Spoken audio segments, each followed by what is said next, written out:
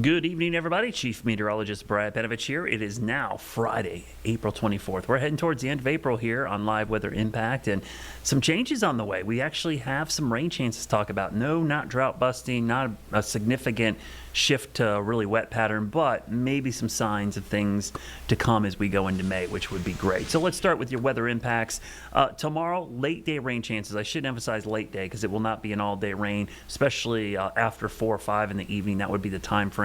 And then cooler for Sunday behind the front. And next week, the pattern kind of stays somewhat cool and somewhat wet. It's not a ton of rain, but there are more rain chances on the horizon. Waiting to see if we break this streak because today was day 19 in a row with no measurable rainfall in Charlotte. That is or at least ties for 3 other streaks of 19 days since the beginning of 2025. So there's a good chance it comes to an end tomorrow because I do think we'll get at least measurable rain, whether it's a tenth of an inch or less. That's the big question. Air quality alert technically remains in effect for another hour and a half or so. That's because we have both wildfire smoke and ground level ozone. Ground level ozone is when the sunlight interacts with pollutants, especially from vehicles. That chemical reaction creates ground level ozone, which makes your body's ability to absorb oxygen when it breathes really difficult. This is really problematic for people that have respiratory or heart issues and the very young and old. But even healthy people, you might exercise in a day like today and notice, I'm struggling to catch my breath. It's because of that. And even I notice that sometimes when I'm running on days like today. But we will see an improving air quality issue because the front comes through tomorrow, shifts the wind direction, and gives us a better chance of clearing all that pollutant out. Now, the good news, we do have some rain out there. Not a ton of rain. We'll pinpoint a couple areas. You can see some showers again. Nothing to write home about, but this is actually pretty close to that wildfire that broke out in Avery County, 2 days ago. So finally seeing a few showers. Bigger front back to the west still. That arrives tomorrow. We're still hot. I mean, we should be in the mid 70s. We're sitting in the mid to upper 80s right now. So very, very warm for this time of the year, but also incredibly dry. There's no humidity. So even those showers coming out of the mountains, they're really struggling to produce rainfall down at the surface. Tonight, not as cool as the last couple of nights. The dry air has allowed us to really cool off at night tonight. Upper 50s, maybe 60, so milder than we've seen. But tomorrow, another hot one because that front doesn't get here till late in the day. That's plenty of time to heat up the atmosphere back into the mid and upper 80s. And again, that 50% chance of rain, we'll call that after 4 o'clock. And here's that front. Again, not everyone gets rain. I don't want to sugarcoat this and say, this is a widespread soaker. There'll be a lot of folks that barely get anything out of this. There'll be some very disappointed people tomorrow. Trust me. I know I'll hear about that on social media. So tomorrow morning we start dry. Yard sales, flag football, softball, baseball, soccer games. They're going to be fine the first half of the day. After 3 or 4, if you have plans, evening plans, make sure you have a rain plan or cover.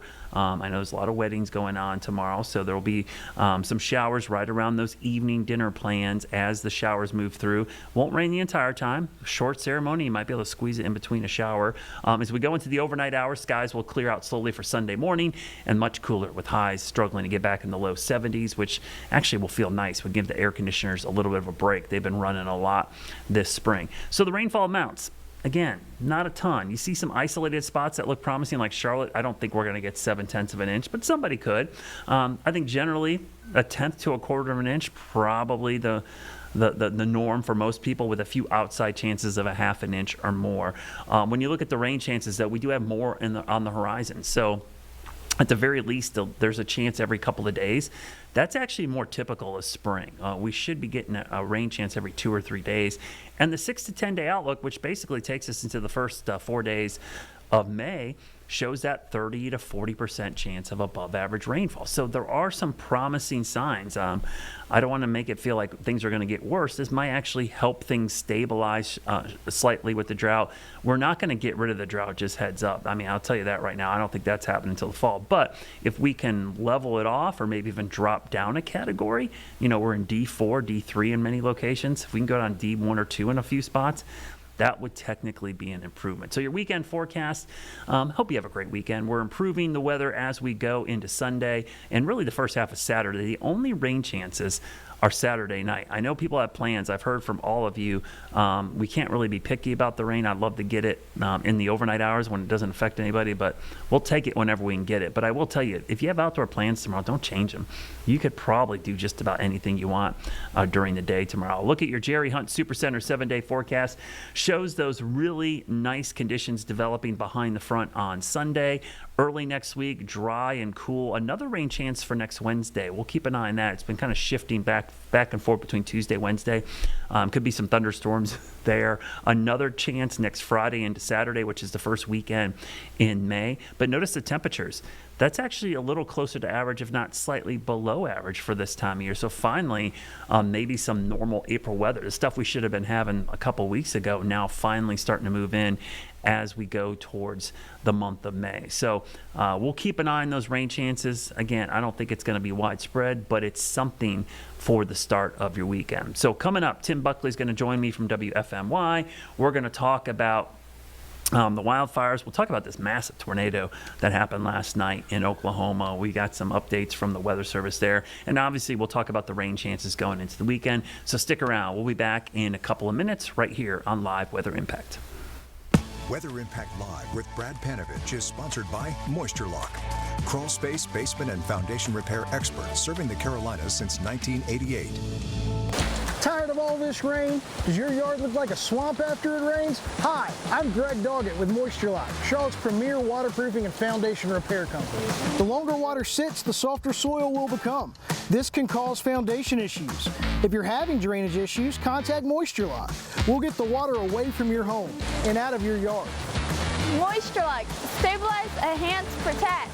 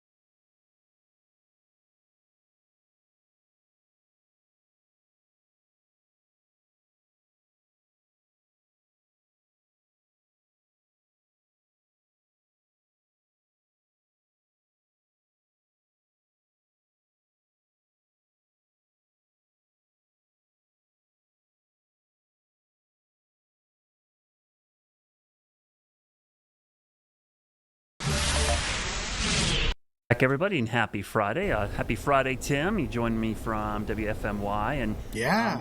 Going into the weekend, there's always excitement on a Friday as people get ready for the weekend. But we're also, kind of giddy almost for the chance of rain. It's not a huge chance, Tim, but we've got a legit chance of rain going into the weekend. I know. I'm getting nervous now. Are you? I'm a little nervous because we've been talking about it. Now we need it to happen. It's almost like, Brad, we're talking, when in the wintertime we talk about a snow chance. Yeah. Well, gosh, the hard part about that, you need it to snow. So Yep. if you talk about it, it has to happen. But there will be some rain across the Carolinas tomorrow. There might not be rain at your house, Yes. my house, everyone's house. There will be some winners and losers. But there will be rain out there. And interestingly enough, We had a little rain up here today, not much, but a few sprinkles. Yeah, that was encouraging. I was almost giddy today because I saw a cumulus field, which, for those that don't know, that's short for a cumulus cloud field. We haven't really seen a lot of that this spring because it's been so dry. You need at least some moisture. And while we did see some pop-up showers, at least the sky looked like an April sky for once. It was kind of nice to see that at points this afternoon as some of those showers were bubbling up. Yeah, I had that same reaction. I was, just on one of my little afternoon walks here, and I was like, something feels different. I'm like, well, there are actually some clouds that have vertical development in the sky. And then I checked the radar, and at that point, there was already some action popping up in the foothills, and it kind of bubbled over here a little bit. So. Yeah, which is impressive because the surface dew points were like in the 40s. So the fact that we were able to generate some showers was rather impressive. Right. Just a unique fact for us, Tim. I don't know about you guys, but today is day 19 in a row with no measurable rainfall since the beginning of 2025, and this ties for the for the longest with 3 other dates. And so, if we break this tomorrow, this is why I feel like I'm going to jinx it now. If we could break this tomorrow, that would end that streak at 19 days in a row. And if people don't remember, this streak started basically the day after that Easter rain, which was really, I think, for a lot of folks in the Carolinas, might have been the most widespread rain in the last, 30 days, maybe 40 days for a lot of folks. There hasn't. When I look back at early March through now, Tim, there's not a lot of rain that jumps out at you. Outside of that severe weather risk that we had, the tornado down here, and Easter Sunday, it seems like the rest of the time it's been no rain at all. Well, you're right, and that's basically been it, right? That's been the rain day for most of us, and I'm not jealous, but we had like 1/100 of an inch of rain back on last Thursday, Brad, or was it Friday? I can't remember the day. I guess it was last Friday. We got 100th, so that kind of messed up our streak around here. But just like you, basically, it's been dry statewide since Easter. And, Easter is a holiday, so it's easy for us just to have memories of these things. Easter feels like a really long time ago. And it should, because, gosh, that's to go 2 weeks, even almost 3 weeks without any rainfall in our part of the world this time of year, it's really hard to do. And so it's an impressive streak and a bad one because we're missing out on so much of that rain that we rely on. Yeah, it's almost like we've lost track of what time of year it is from the temperatures, the dryness, because first of all, it's been way too warm and it's been way too dry in a time of year where normally we have very pleasant to coolish temperatures, and we usually have rain chances I wouldn't say every other day, but every 2 or 3 days, at least in the spring, you'd expect a rain chance. So when we look at the rain chances tomorrow, Tim, I'm glad you brought up the fact that some folks might not get it, because we got to be fully transparent here, because there's going to be winners and losers tomorrow. Somebody could get a 1/2 inch, and a lot of folks are going to be struggling to get measurable rainfall out of this. That's just the nature of this. But the good news, I think, Tim, is the fact that we have moisture, increase in humidity, and a shift in the wind. This should at least help some of the wildfire danger in the Carolinas briefly. It won't be a long-term issue, but short-term, at least temporarily, just because the increase in humidity. And it does look like it cools us down quite a bit going into Sunday. I think so. I keep lowering our temperature on Sunday. I have us only in the mid-60s now, and we can get to that in a second. But I agree with what you're saying. I do think it's hit or miss rain. It makes sense, though, at least. Like if you're kind of going through your checklist, why would we be getting rain? Well, there's a front coming in. Is the moisture increasing? Yeah, a lot of those boxes are getting checked. So it makes sense conceptually for you to get something out of this. It's just a question of who gets more and who gets less.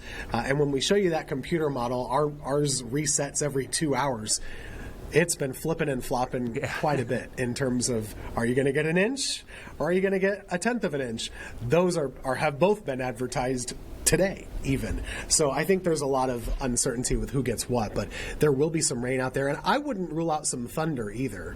Yeah, because the timing looks pretty ideal, peak heating of the day. And that's something else, Tim, because as dry as it is and as much as we need the rain, I'm sure you field questions about tomorrow because it's a Saturday. A lot of people have outdoor plans. I had wedding questions about tomorrow. Sure.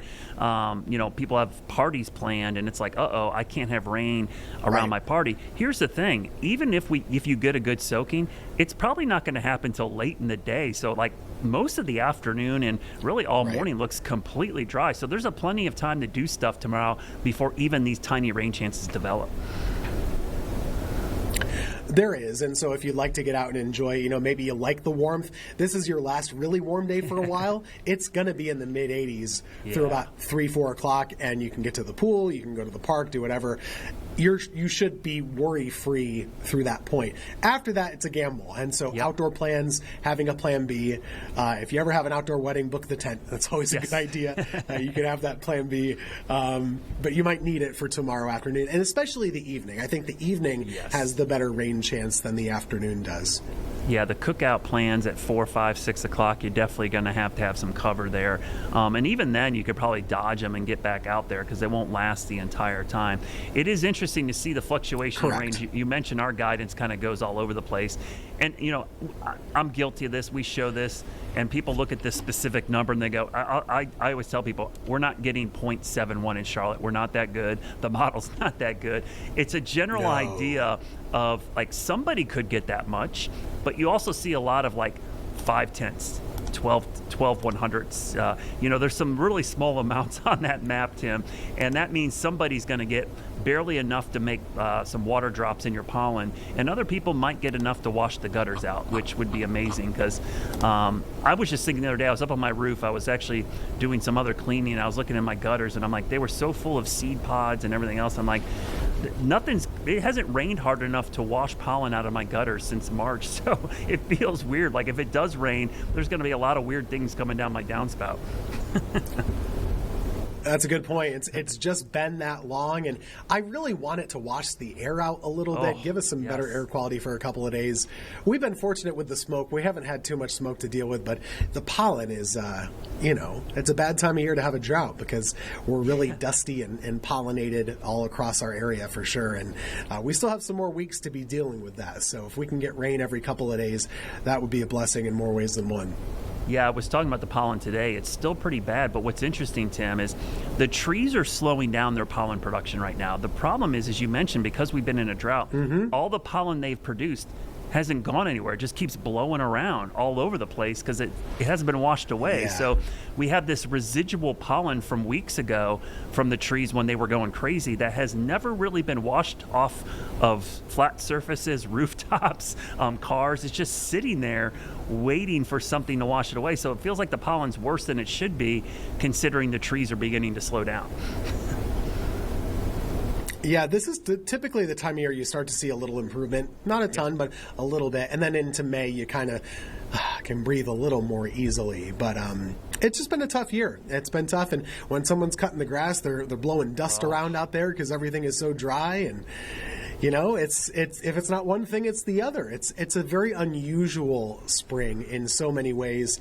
And we talked about the heat being a factor, too. It's been the hottest spring on record for almost all of us. Yeah, I mowed my grass today, and the first thing when I came inside, I must have sneezed like 4 times in a row. And I was like, I kicked everything up out there doing that. Yeah, so for the Charlotte area, this is our tree pollen chart. We kind of show historically. Now, this can shift either way based on the weather conditions. But typically, as we go into May, we're kind of over the hump, and things improve really dramatically. I usually say we have the Truist golf tournament coming up in 2 weeks, basically, not next week, but the week after. It's usually about that time every year I feel like the pollen finally begins to subside. So that's usually the second weekend or first week of May. So we're kind of timing that out pretty good. You mentioned the fires, and I want to talk about the fires real quickly, just to hit that again.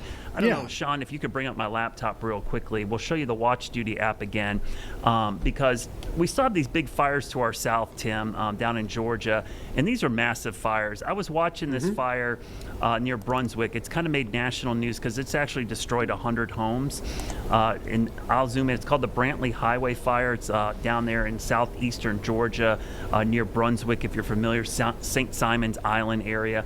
Anyways, it's about 8,000 acres, and today I've seen just influx of tankers flying into that, trying to help contain that fire. That fire seems to be really burning out of control, with a lot of different evacuation orders in place down there. But what I found fascinating today and somewhat kind of interesting, and I mentioned to you this, Tim, I'll spit it out. They actually released a cause today, and of all the weird causes I've seen for wildfire, this one definitely struck me as odd. A Mylar balloon into power lines was the cause of this fire. And it just goes to show you that when when conditions are like this, it takes very little. And we've seen in our area catalytic converters on cars and lawnmowers start some of the localized fires here. So it really does. It goes to show that it doesn't take a lot to get these fires going. I've never thought about, and we see this, people releasing balloons on purpose, which you're not really supposed to do anymore. But even just a little accident, if a kid lets go of a balloon or, the wind takes it away, you're not thinking about that thing starting a fire. But I guess with the way it's so dry out there and any sort of sparks that come, they can make it spark more easily, catch the fire more easily was what I meant to say, and then it spreads more easily too. And you mentioned the cars. I mean, that's something that's a real thing. We don't think about it. I remember that was even a storyline on The Sopranos back in the day. AJ parked his car on the dry leaves, starts it up, and his car blows up basically because of the catalytic converter. Yeah, and he got yelled at by his dad. And, he was like, and that was actually leaves, right? That was actually the cause of the Avery County fire. They determined up there in southwestern part of the Avery County. So no kidding. Yeah, so they said a catalytic converter parked on some dry grass and kicked off that fire. And so when you're mowing your lawn this weekend, just think about that, because we had an official from the Forest Service say that. He says two things: the way your lawnmower starts a fire. He goes, one, if the muffler's hot and it touches something, but he says a lot of folks will run over a rock and there'll be a spark from the blade hitting the rock, and it'll kick off a fire. So those are just things to keep out. And if you got like a weed whacker that's got a muffler, don't lay it down in tall grass or a backpack blower. Anything that's got a hot muffler or catalytic converter on cars that touches that grass, that will kick off the fire. Real quickly, we want to talk about your cicadas, because I thought this was really interesting. And we should tell everybody the cicadas aren't supposed to be coming out. These are the ones that are periodical, that come back every 7, 11, 17 years. They're always easy to see, Tim, because they got that black body and red eyes. These aren't the yearly ones that come out every summer. Yeah, it's so interesting. And a couple days ago, I got a message from a viewer, and he told me, he's like, we're seeing a lot of locusts up here. And it didn't really click with me. Around here, locusts can kind of be synonymous for cicadas. It's just kind of what people have called them through the years, and that's fine. It doesn't matter what you call them. But in any case, we're seeing a large number of them popping up in certain counties. And if you look at the maps for where these tend to pop up, it corresponds with what we call the brood 2. Brood 2 is most commonly found north of I-40, Guilford, Forsyth, Rockingham, Stokes, up to the Virginia state line. And what does that all mean? Well, Brood 2 usually comes out every 17 years and is supposed to come out in 2030. Right now it's 2026. So we're 4 years ahead of schedule. Interestingly enough, they call these stragglers, which makes you think, okay, they're going to be late emergers, but they could also be early emergers, and they still call them stragglers, it seems. I talked to Dr. Clyde Sorensen over at NC State. He knows a lot about these things, and he said, yeah, this is not something that's super uncommon. You can get these outbreaks of stragglers to happen. He said this is not the main emergence. You should still see more of them popping up in 2030 when that comes about. But it's kind of interesting, and they don't have an exact reason why that happens, but they can pop up in these prime number years, like 13 years and 17 years from when they go into the ground. You and I were speculating, we wonder if the drought has anything to do with it. The soil's really warm. He couldn't confirm or deny that. He's like, there's not always a reason. We see this from time to time. Yeah. But I can tell you, the number of pictures I've gotten, the sounds people are reporting, I mean, they say there's hundreds on their property, thousands on their property. There's quite a few of them. That's interesting. Yeah, I'm reading right here now. Like you said, the Brood 2, it's these stragglers, and then this cool thing, they up in New Jersey, they got what's called a shadow brood, which is a version of the Brood 2, which may come out in 2026. So yeah, there's something going on, not just here. It seems like on the East Coast, there's this Brood 2 is like doing something weird with some stragglers coming out. So yeah, so if you hear them, you're not seeing or hearing things. It's definitely true, because we're getting reports not only here locally, but it sounds like up in New Jersey as well.